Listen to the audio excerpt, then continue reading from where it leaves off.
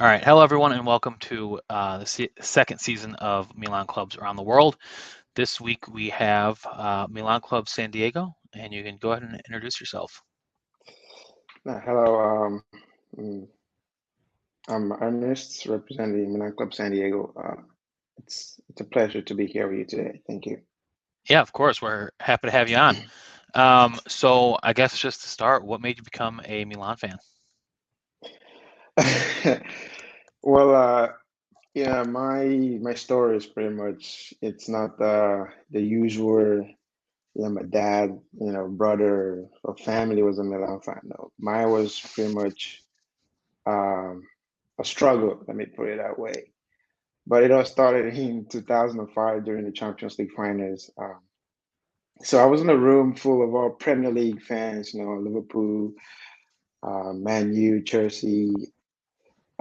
So I was pretty much the only person in the room that was like, you know, that's not it. That's not it. Hmm. Because during the anthem, the Champions League anthem, the faces of the players at the time, Stam, Dida, Kaká, Maldini, Hernan Crespo. So like initially I was like, okay, I fell in love with the personal, the human Yeah. aspect of the team. So like, okay, I love the colors. Um, the fans are amazing. So I said, okay, I'm going to root for this team. Hmm. Um, so first up 3-0, I was all happy, and people were like, what do you know about football? Mind you, I was like 12 years old at the time. So yeah, so like sit down there. What do you know about football? Like, but long story short, at the end of the game, we lost one of the greatest defeat of Champions League history. So my start was more like, a bitter story, right? Because my Hmm. first introduction to the team was a terrible loss. But after that, um, I was like, okay, I'm gonna watch the team play Serie A. Serie A was like really, really hard to watch back in the day. Yeah. It still is. It still is because Yeah, I was gonna I say was it born. hasn't gotten a whole lot easier. Yeah, it still is because I was born in Nigeria, and at the time, most Milan games seem to be like it still is right now. Like you play them at 9 o'clock uh, GMT, 8:45 GMT. So for a kid who the family is not like Serie A fan, I have to on my own find a way to watch Milan games. So I would go to family's house and the cousins' houses, at that time Yeah. of the night. So it wasn't hard. It wasn't easy at all. It wasn't easy. It was very difficult. But that struggle to see the red and black colors, I always, coming back home at 11 o'clock after the game, always gives me joy. So, over time, I got older, so became more and more easier. I could, read reports on the newspapers, watch highlights, and so on and so forth. Um, Now, fast forward down to 2012, I moved to Italy, and everything became more and more, easier. Older, understand more of the game, the tactics, the whole dynamics of the game, and so on. So, um, today here I am, uh, talking about the team that I love, talking about AC Milan. Definitely. Um, so what was the decision behind creating the club? Um, and how'd you go about doing it? So, again, I was born in Nigeria. When I moved to Italy, and I saw a different aspect of the game, um, the cultural aspect of the game, the love, the passions, like you live it every single day, right? And then I moved to the US, to San Diego, and I felt alone. You know, like, okay, watching the game alone, okay, it's cool, but there's no no better experience than watching in a group of fans that share the Right. same idea, that you can discuss, you can argue, you can contemplate, and you share ideas of who you like and you don't, and stuff you don't like. So being in the Navy, I interact with a lot of people, a lot of football fans around the world. So like, okay, since in San Diego there are very few Milan fans, why don't we just see it as a way of evangelizing the team, evangelizing AC Milan? So our story was more like very few Milan fans out there in San Diego. Let's us try to, bring people together, talk about Milan, and watch the game together. And over Hmm. time, that's how you fall in love with the team. Because if you ask a lot of people today, like how they became a Milan fan, they're going to tell you, 80s, 90s, when Milan was a dominant, a very strong and Right. powerful team.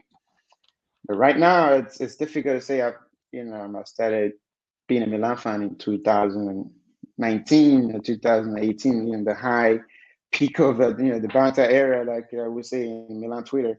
But um, so like I was more like, all right, let's spread the team and hopefully we'll find one or two persons to fall in love with the color, fall in love with the players, and just grow from there. Definitely, I can definitely agree that when you have people to at least talk to about it, it helps a lot. Hmm. You know. Um, so, how often do you guys have meetups to watch the game? And what is your usual attendance? So normally, we would say the bar, but due to COVID, it's been very difficult because we started in 2020. So right after we started up, and then the COVID happened, so it kind of like affected our growth and development. Um, it slowed us down a little bit, but um, so right now we're currently like talking to other people, other like bars, restaurants, you know, um, public stores. People like have a lot of like openings, like in terms of space where we can Hmm. create a viewing center or something like that. Okay. But so far it's more like an idea. Other than that, we decide where we meet. A day before the game, sometimes a week before, and sometimes it depends on the availability of people Hmm. who are willing to watch the game. Do you guys have like a WhatsApp group or a text group or something that you guys Oh all yes, communicate through? yes. We usually use GroupMe. Okay. We use GroupMe, and the beautiful part is that we play soccer together. Oh, nice. So yeah, we play soccer together, and sometimes the meeting point is decided after a Friday game or a Wednesday game. So Right. yes. Hmm. Um, so Excuse me. you're good. Yeah, sorry about Um, that. no, you're good. Um, so how can people find you guys to watch games with you? Uh, so other than the GroupMe app, we have an Instagram page, a Facebook page.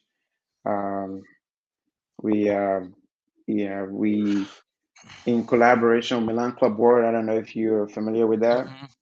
Hmm. So that's like kind of our means of outreach right now. Again, we're still very, very, very young. We are um, taking it piece by piece. Hopefully, by next season, we will have a definite spot to like watch the games and and meet up. Definitely. Do you guys have any plans in the future to I know you're shipping off soon, but are they going to continue to meet up after you've left? Yes, yes, yes. So that's one of another reasons why we're like being slowed down a little bit due to the nature of the job. But so we started.